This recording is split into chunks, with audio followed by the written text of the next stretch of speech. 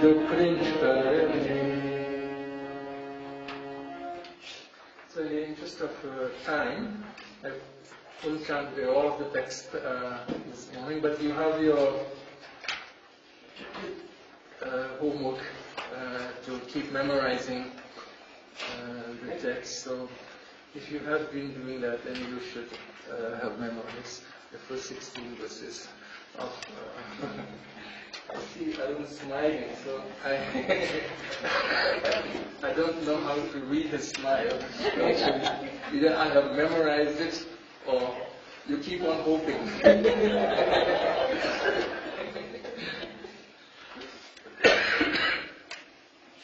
So when we stopped last day, we were looking at a series of verses in which the disciples of Shankara, each in his own way, spoke about false religion. And they gave us a number of portraits of people who seemed to be outwardly living the religious life. The renunciants, they are great ascetics, they have given up everything, but each in his own way was still subject to greed. In spite of the outward appearance of the religious life, the heart or the mind was still consumed by greed. So each of these verses ended with, in one way or another, by pointing to the presence of greed even in those who seem to be outwardly devoted to the spiritual life. Tadapina munchata asha pinna, we saw in verse 15. Then we saw Tadapina munchat asha asha. In various ways he kept coming back to freedom from greed as an essential condition of what it means to be religious. And so in verse 17, which is where we start today, another disciple of Shankara, Shri, traditionally this verse is attributed to Subodha, one of his disciples. And he comes and he makes a comment on the value of jnana, of wisdom. Almost in the sense of saying, well, it is wisdom that is lacking in all of these portraits that we have given. They really never truly understood. And this is why they still consumed in the fire of greed. So we will start with verse 17, which is on page 15 of your text, on the left hand, the last verse.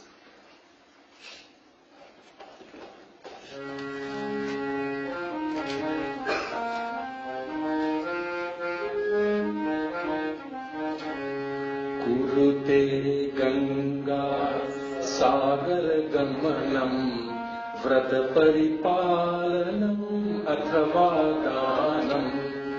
Kurute Ganga Sagar Gamanam Vrata Paripalanam Athava Danam.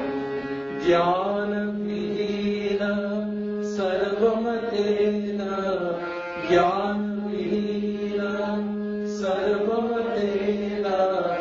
Muktim bhajati janma satena, Muktim bhajati janma satena, Kurute Ganga Sagar Gamanam Vrata Paripalana Athava Danam.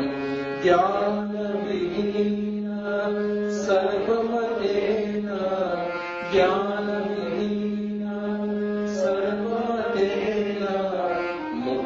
Bhajati janma satena, bhaj govindam, bhaj govindam, govindam bhaj govindam.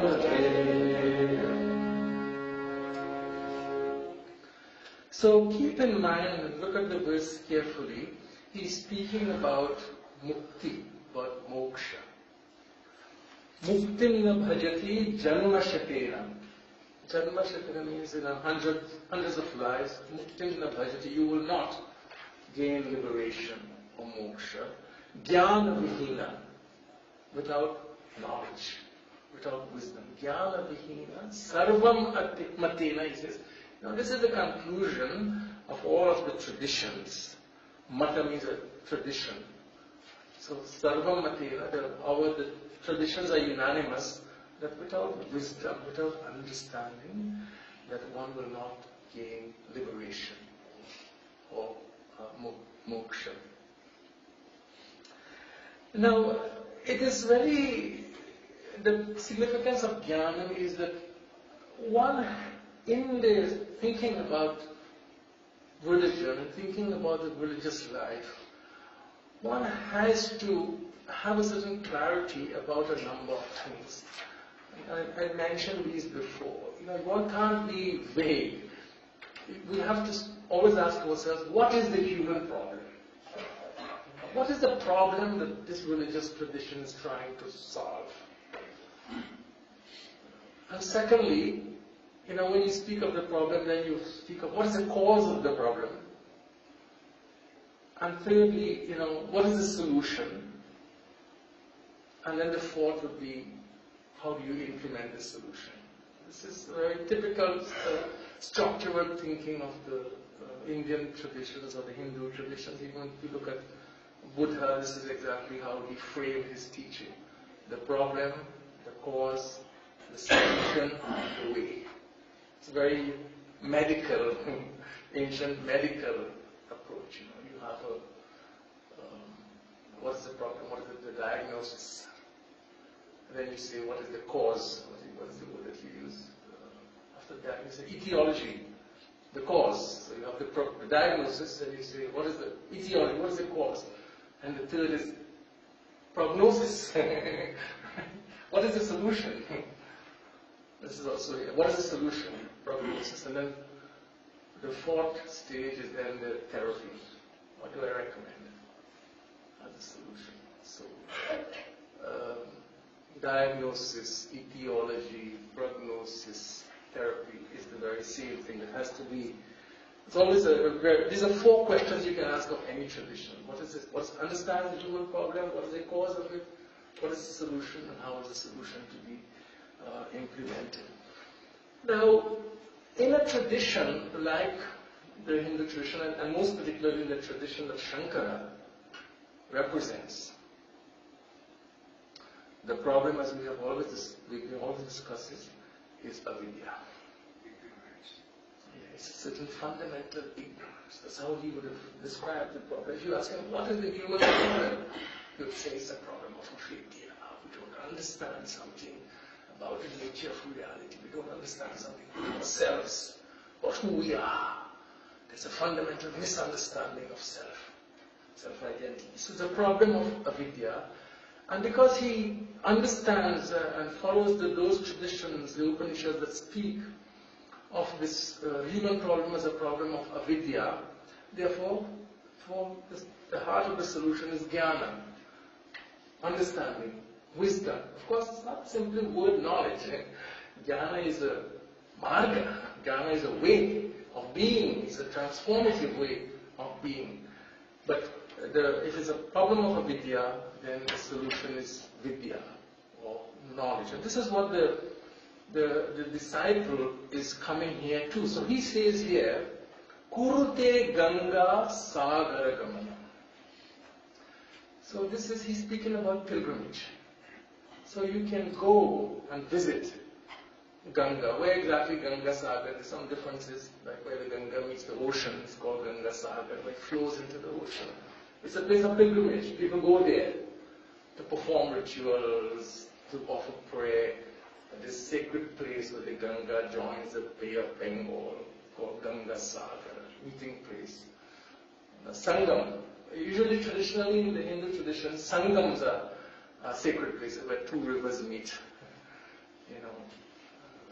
Where this river meets the sea has special significance. Kurute Ganga Sagara Gamana. So one can go to places of pilgrimage. Gives one example. vrata paripalana, or you can practice, you can make vows. Vratas are called vows. Observing fasts, taking vows of abstaining from certain kinds of foods or fasting on particular days and so on. The practice of vrata. Vrata paripalana means to protect vows, to make vows and to observe them as part of religious practice. Vrata paripalana. Athava, or you can give things away, dana. Now all of these, we have to read the verse very carefully. It's not saying that these are not good things. These are good things. So we have to ask. But he comes back to the question of moksha. But then he says, jnana vihinam, but without wisdom. Now you can do all of these things, and we ask the question, what is the value of these things? But his point is that without wisdom, without teaching, without jnana, there is no moksha. There is no moksha. So in our tradition, all of these kinds of actions, like going on pilgrimage, taking vows, giving in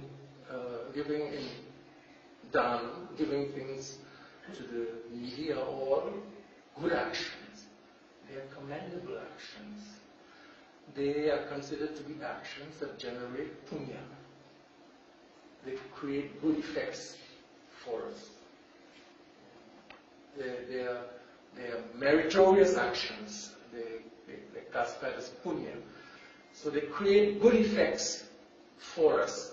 That might be in terms of karma, would be some desirable outcomes for us later in this life or in a future life. So they are to be encouraged, not to be discouraged. But they are not the whole of the religious life. And one should always be also seeking deeper and deeper wisdom or understanding. They should be practiced with wisdom. Because even dana, giving away, as you would have seen in the when you studied Bhagavad Gita, especially towards the end of the Bhagavad Gita, Krishna is always coming back and asking, yes, dana is good, but what is the motive? What is the intent behind it? So to give is good, but more important is to give with the right state of mind, the right motivation. Dana vyamiti at dana. That is that dana which is given because from the motive that is good to give. Anupakarini, without any expectation of being rewarded by the recipient or the receiver. So that to do dana well requires a certain understanding that I should give, and I should give without expecting anything in return. I should give because it is good to give, because someone needs this, and I should do it, as he says, in the proper place and time. I should not do it only when there are cameras around, or when I'm invited a reporter. That kind of dana may benefit the receiver, but then it doesn't lead to your own growth. It traps us more into a very self-centered way of thinking. But if I give because it is good to give, as Sri Krishna teaches, I give with wisdom, with understanding. My dana is sattvic dana. Then that kind of dana is conducive to purification of mind. It is called chitta shuddhi. Chitta shuddhi. Chitta means the mind. Shuddhi means the purification of the mind. When I give without any expectation of return, I grow in generosity. I grow in compassion. I grow in generosity. I grow in self-understanding. Purifies. It results in chitta shuddhi, the purification of my mind. And that pure mind becomes the instrument for the gain of knowledge. It's Shankara in another composition, Viveka Chudamani. He says, as a very beautiful verse, and he says there, Chittasya Shuddhaye Karma. natu vastu upalabdhe, vastu tattva vicharena, na kinchit karma koti. He says, chittasya shuddhaye karma, when action like these, like going on pilgrimage, giving in dhanam, observant vows, when they are done with the right motive, chittasya shuddhaye, they bring about the transformation of the mind. They transform the mind. They purify the mind. Natu vastu upalabdhe, but they don't lead us directly to self-understanding.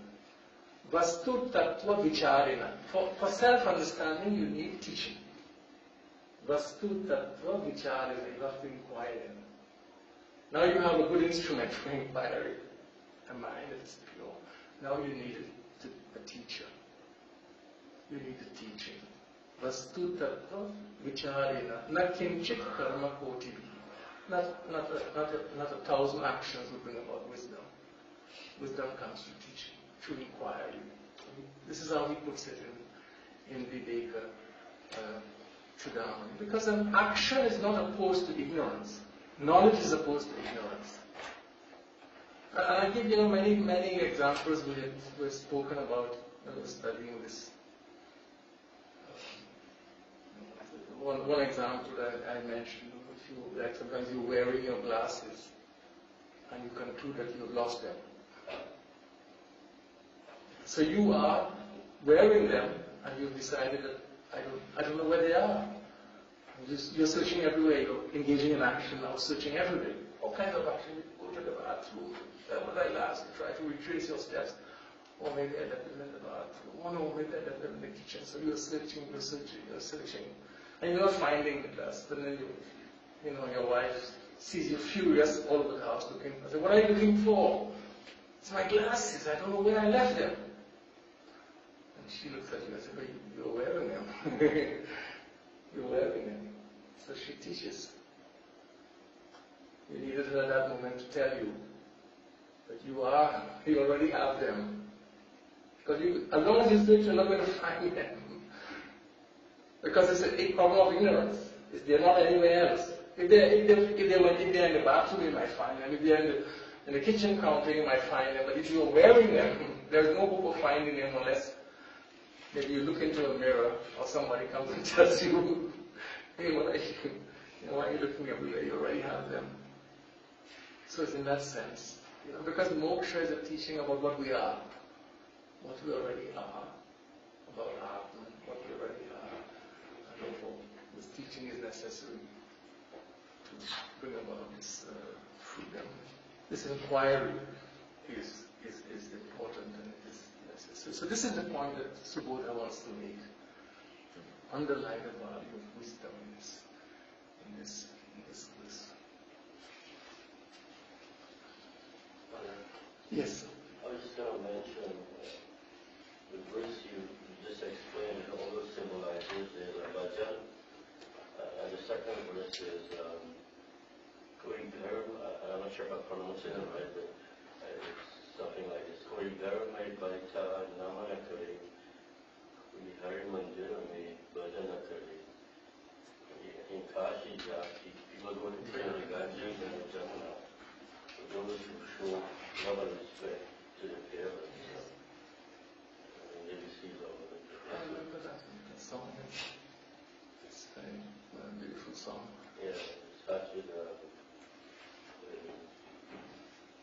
Tumi Mamata Chapita Tumi. Yes. And then the song follows this. So in the next verse, it would be verse 18. This is verse traditionally attributed to Sureshwara, another disciple of Shankara. He now, because previously some of his fellow students had spoken about, people who were renunciants, who were ascetic, but were still caught in the grip of greed or the desire. But he says not all of them. It's not always true. There are some genuine renunciants also, but they are genuine because they have been able to liberate themselves from greed. So he gives a picture for different, so stately sort of, but don't generalize about everyone who's living the religious life. They are not all hypocrites. They are among them those who are wise, those who have wisdom. And so in verse 18 he gives us such a picture.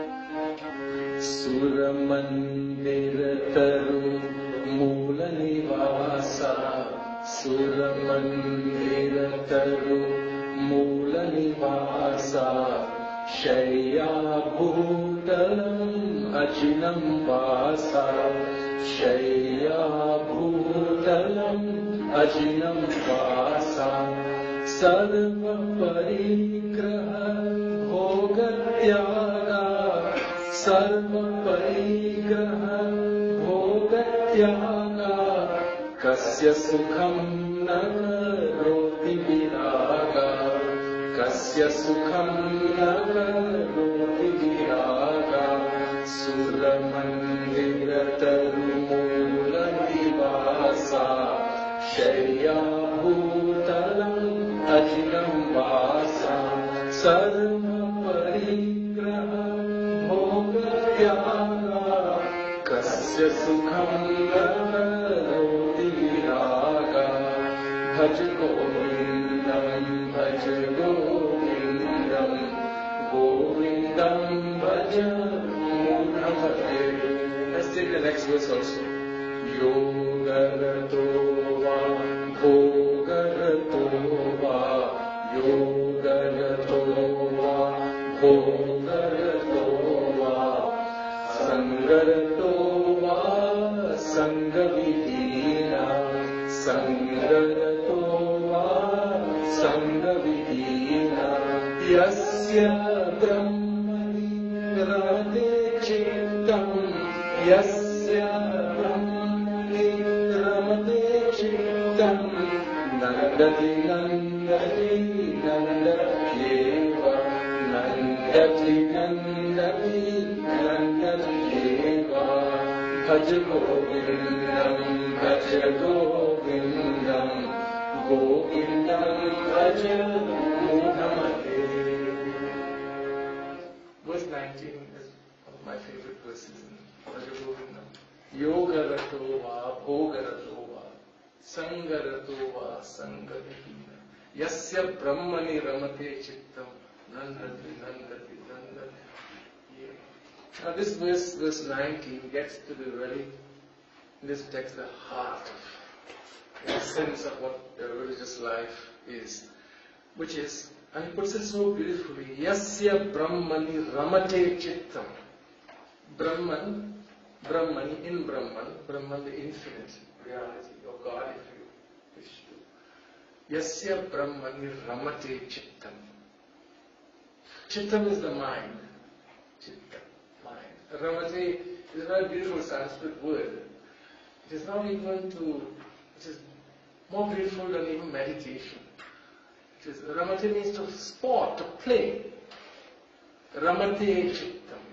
The mind plays, the mind sports, the mind delights in. Yasya Brahmani ramate chittam. The one whose mind, chittam, delights, sports, plays with God, plays in the infinite. Nandati, Nandati, Nandati, when he repeats it, is happy, happy, always happy, always rejoices. Then the beginning of the verse, Yoga Ratova. So he shows, there are some who would devote themselves to the practice of yoga. Yoga Rata, they enjoy yoga. Rata means to be immersed in the practice of yoga. Yoga Ratova, Bhoga Ratova. But, Bhoga means pleasure. Bhoga, pleasure. They live lives in the world also. They're not always immersed in the practice of yoga. They live ordinary lives of enjoying life in the world. They are bhogaratas. Sangarato va sangavihina. And some people are drawn to solitude. For some people, they prefer the life of, the vanaprasthas, they withdraw, they love the life of the hermit or the ascetic solitude. We speak of them as sangavihina. They don't like the company of others too much. They prefer solitude. But there are others, sangarata, others who enjoy being with others. They are sangarata. But this is not what distinguishes. What he's saying is, whether one enjoys the company of others or one prefers solitude. Whether one is living a life in the world or one is a renunciant from the world. What really is the heart of the spiritual life is where the mind finds its delight. Yasya brahmani ramate chittam. If the mind finds its fullness, its anchor in the divine, that is what is. And then it doesn't matter whether you're with others or without others. Whether you're practicing yoga or you're not practicing yoga. You're enjoying the word yoga or not.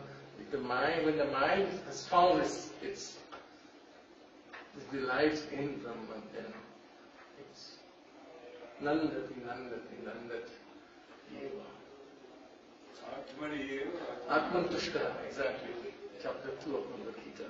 Atmani eva atman tushta. Exactly. So Sura Mandira, verse 18, Sura Mandira Tarumula Nivasa. Sura Mandira is whether someone lives, here is speaking of the ascetic, whether the ascetic lives in a temple, as some of them do, they find temple as their abode, Sura Mandira Tarumula Nivasa, or perhaps at the foot of a tree, living on outdoors, Shaya Bhutalam Ajinam Vasa. Whatever he or she might wear, minimum clothing, very minimum clothing.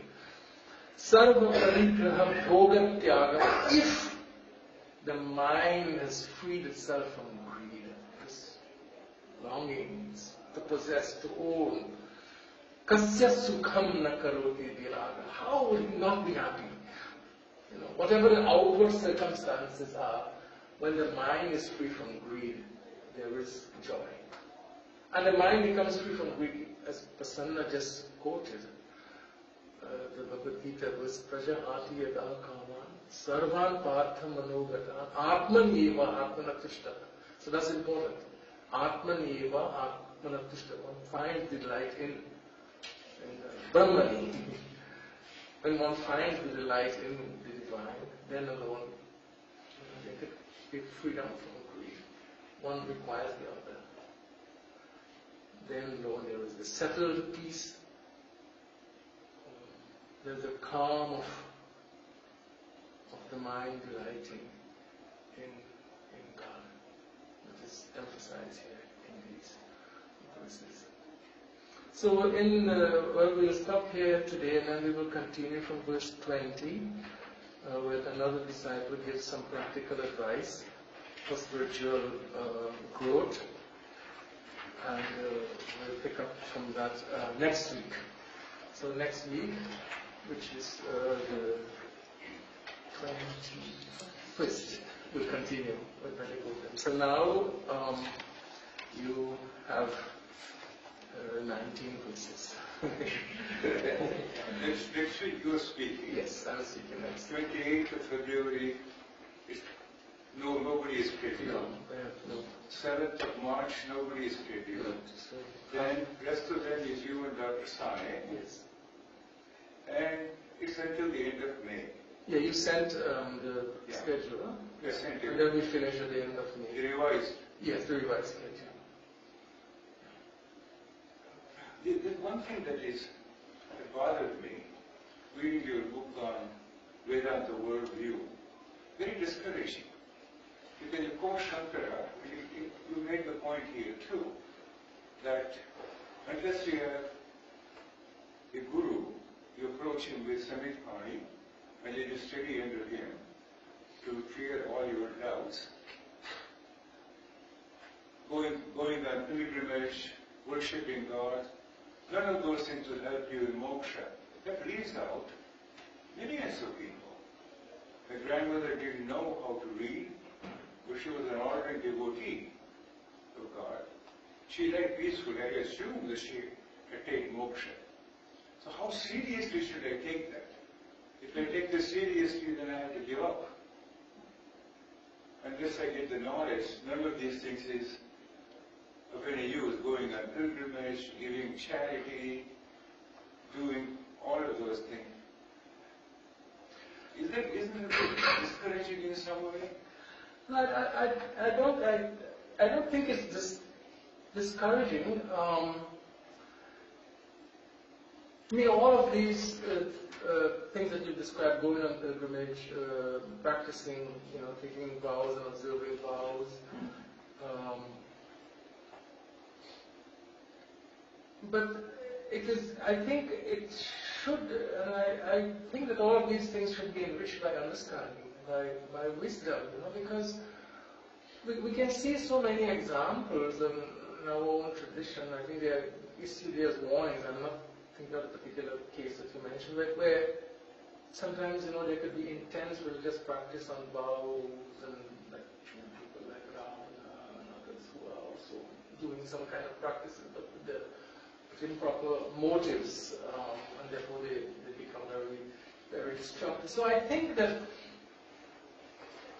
I think Prasanna, what has happened in our tradition is that this deep wisdom, this deep knowledge that we see in the Upanishads and in the Bhagavad Gita, and texts like Brahma Govindam, the wisdom dimension of the Hindu tradition, unfortunately, for various historical reasons that we can describe, has not always been made accessible to Hindus by and large. And so what it means to be Hindu has been largely defined by certain kinds of practices.